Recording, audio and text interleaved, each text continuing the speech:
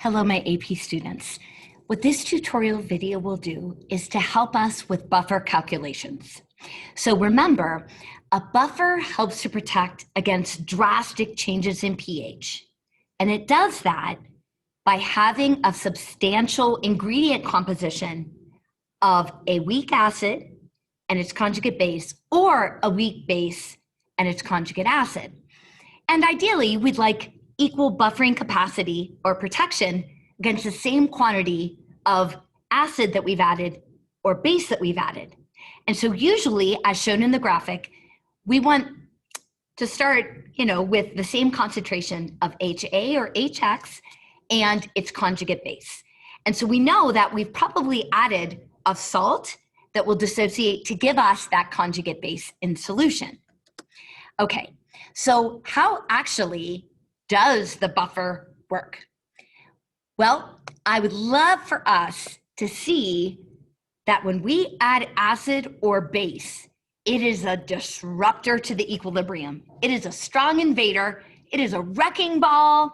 It is a bull that we've put into a china shop, whatever kind of, a visual helps you. But it disrupts. It disrupts. All right, so what does our buffer do?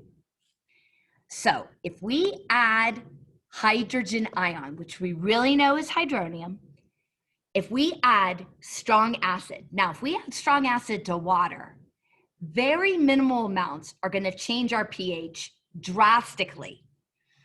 But if we add it to a buffer, something in the buffer is going to step forward to react away that strong acid.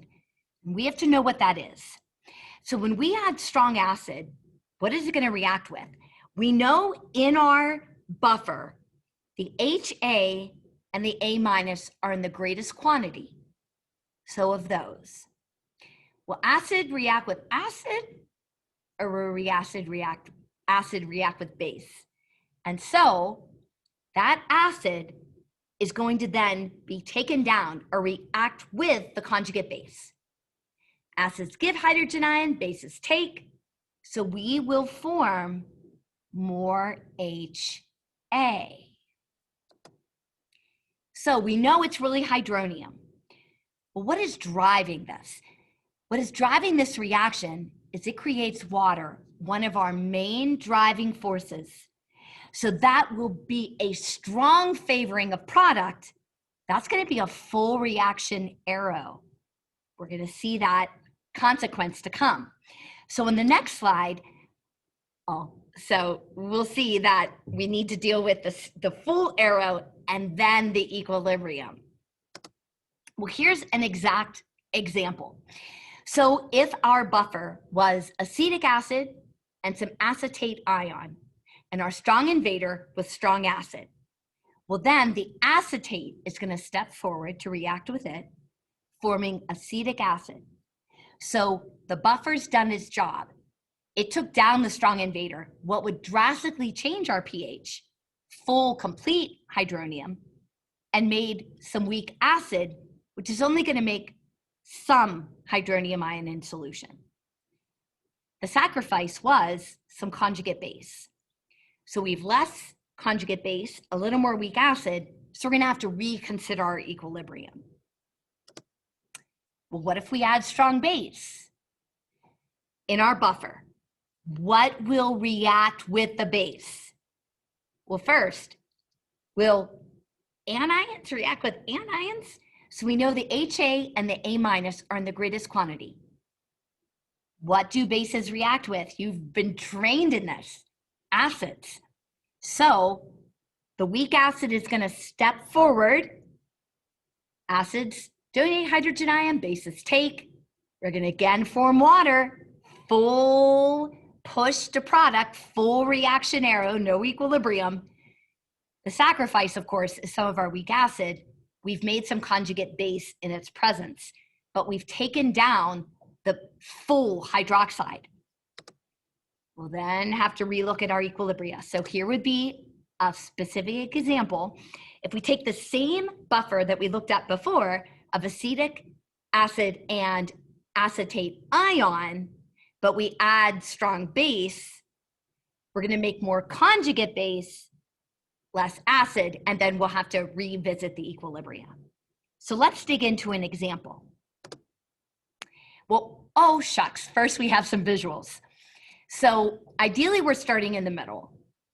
Okay, and we realize this balance has been reached, and ideally we have the same concentration of our weak base, our weak base, our conjugate base, and the weak acid.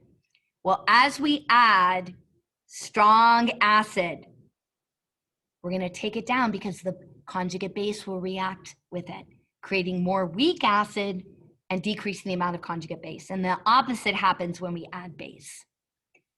Another visual. So if you want to pause for a second, this is conveying same information, just a slightly different graphic. Do we see our full reaction arrows when our strong invaders are added? And one more, and this has some particulates. So our acetic acid and the acetate, and then it's showing us the protection of our buffer. All right, I'd love to lead us through this example problem. I'm going to switch out to my document camera.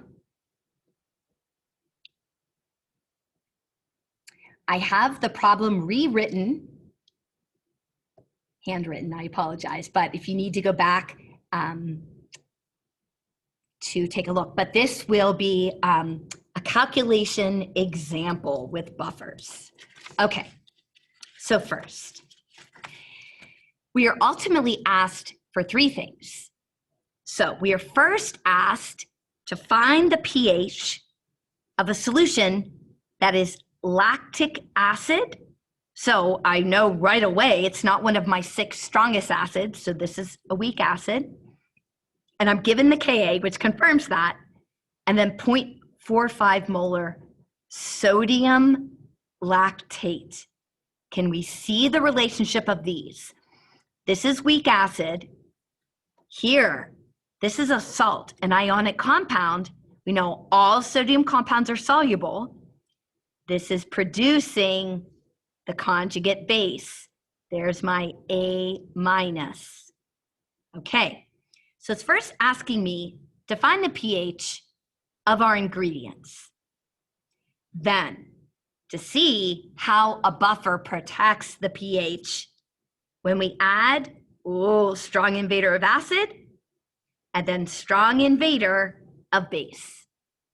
Okay, so let's dig in first to find the pH of just the original buffer situation. Okay, so I have lactic acid. Now, off the top of your head, you are not expected to know the formula of lactate. We know it's a weak acid. So it is up to you. You could call it HA, you could call it HX. And we don't know if it's a monoprotic, diprotic, or triprotic acid. But that's okay, because acids only release one hydrogen ion at a time. So we know, no matter what, it's going to be a 1-to-1 ratio. All right, so this, it's a solution. I'm given the concentration. You know that it's up to you to include water or not in your equilibria. We're going to create hydronium, and then, and again, you could use X or A minus. I know most appropriately, I should write the Ka expression to the right of my equilibrium.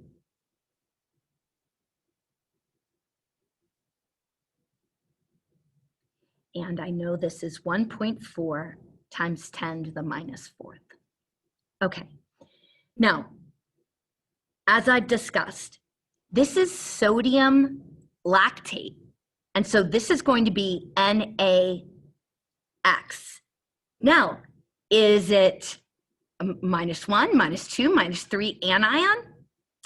It doesn't matter, because I know that I'm just concerned with one of these, and if this is a -3, it's going to impact the concentration of my sodium. I don't care about that. I care about the concentration of my anion. Now, do I have competing acids? No. I have one acid and then a salt that is giving me the conjugate base. So this is what we would call a common ion problem. So I have my main creator of hydronium, that's all I have to consider, my strongest acid, and 0.75 molar. We know we can ignore the role of water, and I've added a salt that will start us with that concentration of the conjugate base. Okay, now I already know the presence of this is going to discourage ionization. However, I need these ingredients if it's going to act as a buffer. And so treat that as 0. I know I'm going to shift right, 1-to-1 mole ratio.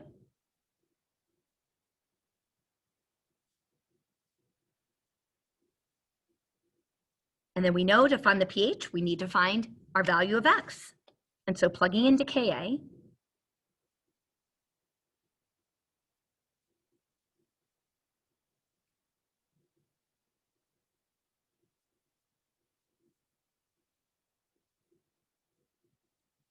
okay, I definitely am going to trust 5% here, but I'll come back and check. So I'm going to negate the addition and subtraction.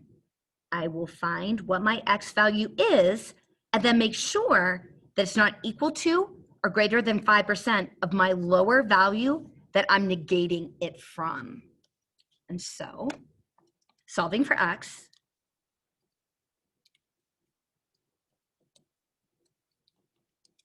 and I get, and 2 sig figs, so 2.3 times 10 to the minus 4th. I know I'm solving for molarity, and that will be my hydronium. Dividing by 0.45 times 100, absolutely less than 5%. So this allows me to have simplified my math.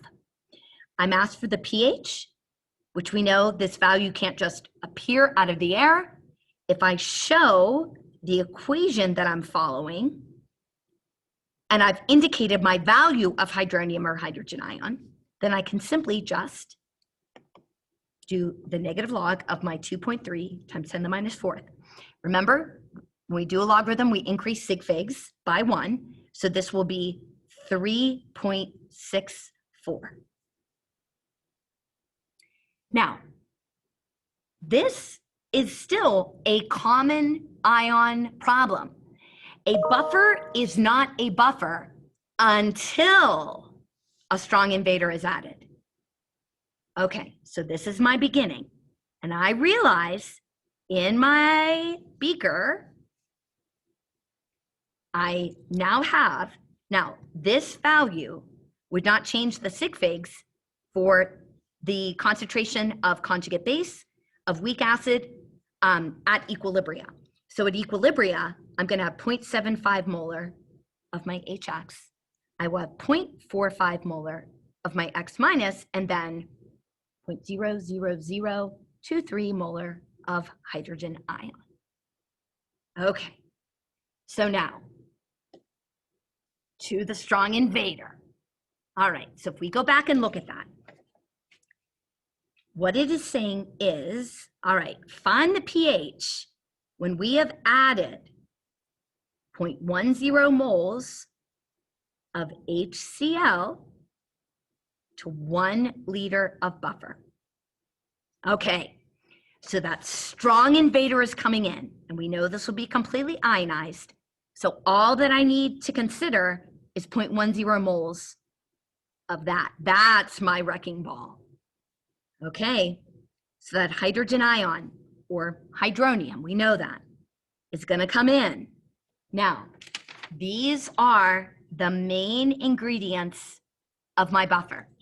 So I have HX, 0.75 molar, and X minus, 0.45 molar. And I realize a little bit of hydronium ion, and of course water. All right, so when this comes in, what is it going to react with? Will acid react with acid? No, it's going to react with the X minus. Okay, and what is going to be made? Acids donate, bases take, HX.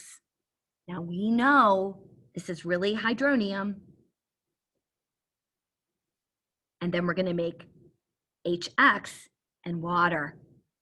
And the creation of water is what drives this to be a full reaction arrow. So there's no question. We don't have to consult an equilibrium constant. We don't have to have an expression of little x. We know exactly the amounts. We know initially what we have, how much change is going to happen, and then what we're going to have finally. So what this means is initial. What this means is change. Now we could say end, but we don't want to get confused with an ICE table. Now an ICF table should be in moles, So how nice here, we're told we're adding 0.10 moles of H+. Okay, we're told we have 1 liter of buffer. So if we have 1 liter, now our weak acid is 0.75 moles per liter. So how nice if we have 1 liter, then we have this many moles of HX and this many moles of X minus. All right. And 0.75 moles. All right, and yeah, we're making more water, but nah, it's okay. We know we're still after the pH. And yeah, I mean, will this dilute? Yeah, but we can kind of ignore. We're really just after, how are these changing? All right, now, no question, 1-to-1 mole ratio. So the smaller amount is the quantity that will fully react. So we know that all of the 0.1 moles of the strong acid will be reacted away. And then we're going to make that quantity of weak acid. So, the buffer has done its job. It's taken down the strong invader. However, we lost a little conjugate base and we gained some weak acid. So now we have disrupted this original balance. Now we need to revisit the equilibrium. So when a buffer protects, it then has to work its way back to equilibrium. So up to you to include water or not. We know we need RK.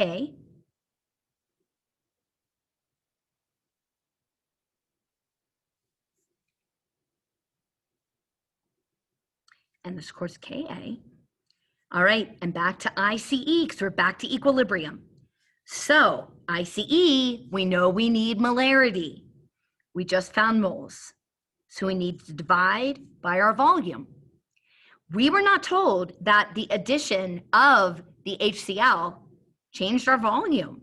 So we're okay to still say, okay, we still gonna be 1 liter.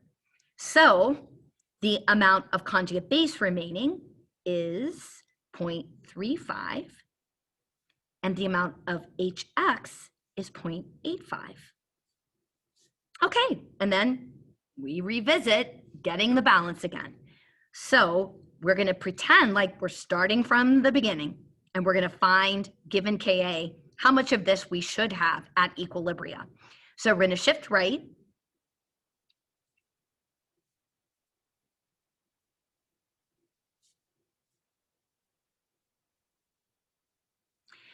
Okay, our Ka is still the same, of course, 1.4 times 10 to the minus 4th, and that equals X over 0.35 molar plus X over 0.85 molar minus X.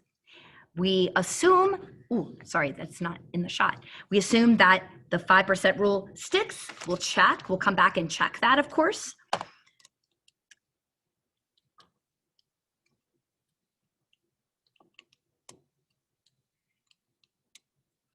And my X, which is hydronium,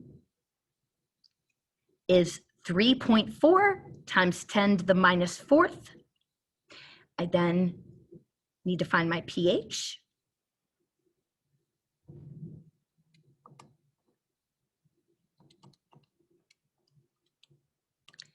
Three sig figs again, 3.47. Okay, so did the buffer do its job?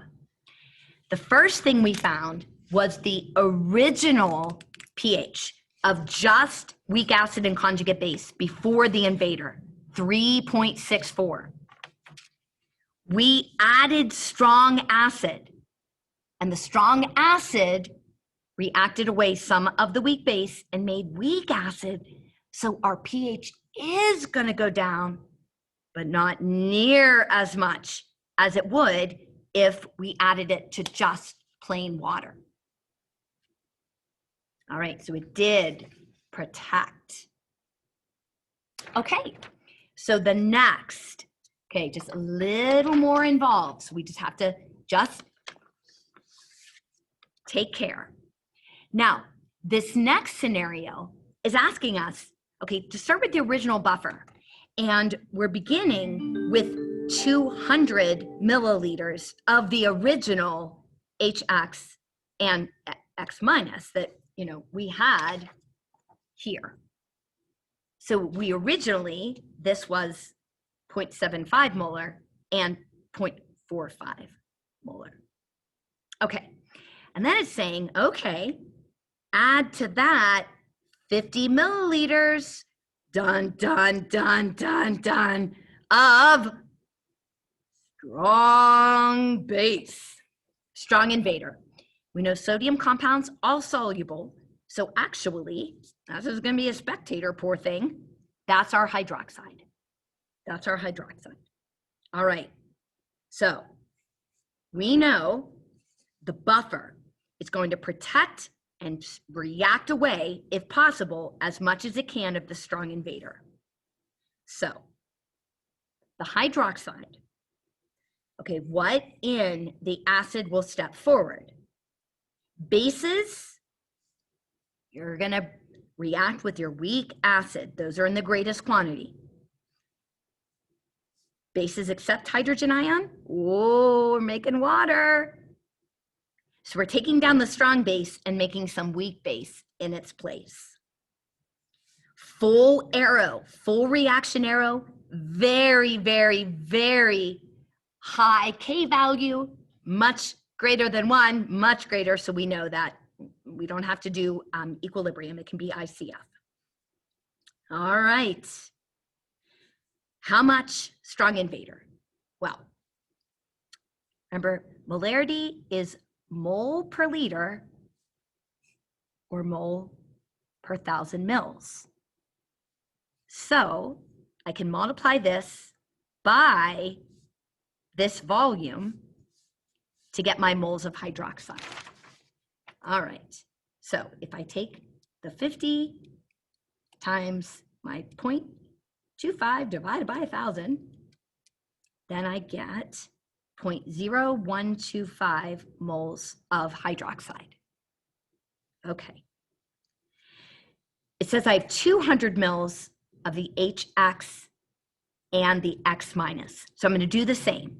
If I take mole per 1,000 mils, and multiply it by 200 milliliters, then I will get 0.15 moles and 2 sig figs for that, and not keeping track of water, and 0.090 moles of my HX. Okay, 1-to-1 mole ratio. So my limiting factor is my hydroxide. So I will subtract away 0.0125 moles. Now, we know sig figs, when we subtract, we are limited to the least precise decimal place.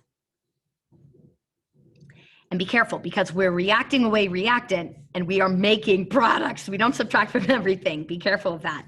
That's very, very easy to make that error. So we're just subtracting 0.01. So we'll have 0.14 moles of HX, and then 0.09 plus, oh, golly, 0.10 moles of the X minus. Okay, now I have to see how the equilibrium will kind of deal with this stress. So I go back, and it's up to you to include water or not.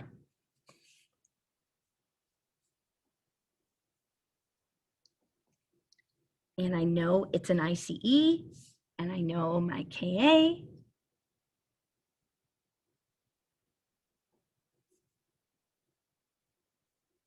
All right, so I take these and divide mine by volume. Be extra careful, be extra careful. We are adding 50 milliliters to 200 milliliters. So our total volume is 250 milliliters, but remember, for molarity, we need liters. And so, you know, you could do that, or in your head, I know, we could just, and we would have that. Okay, and let's see what our math tells us. And our concentration of HX is then 0.56 molar. And our concentration of conjugate base, oh, I could have just mentally done that, but 0.40 molar. Okay, and we are assuming that we are just starting, you know, to ionize. And so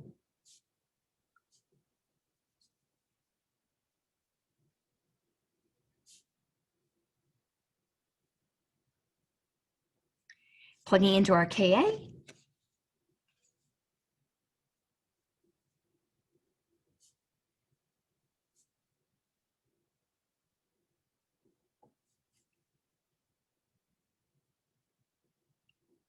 Assuming that the 5% rule definitely will help us out.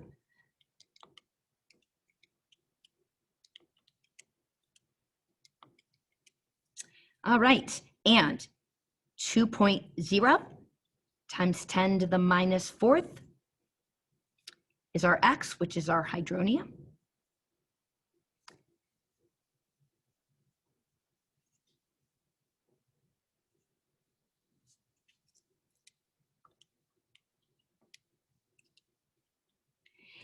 And we will get 3.70. Now, it's hard to do a direct comparison because we're dealing with a different quantity of, you know, buffer. So it's hard to compare exactly A to B, but I think it's okay if we, just in general. So remember, the first thing we did was found the pH of just the common ion, and that was 3.64. We added strong base, and that should send our pH way up. Well, no, it didn't go up that much. 3.64, 3.70, not bad. The buffer did its job. So be very careful when we are adding volumes that whenever you go to your ice table, you correct your molarities. Be really careful that we understand the direction of shift, as well as that we're reacting away reactant and making product. And just be careful. It's so easy to make silly math errors. So we definitely want to be careful as we are calculating with buffers.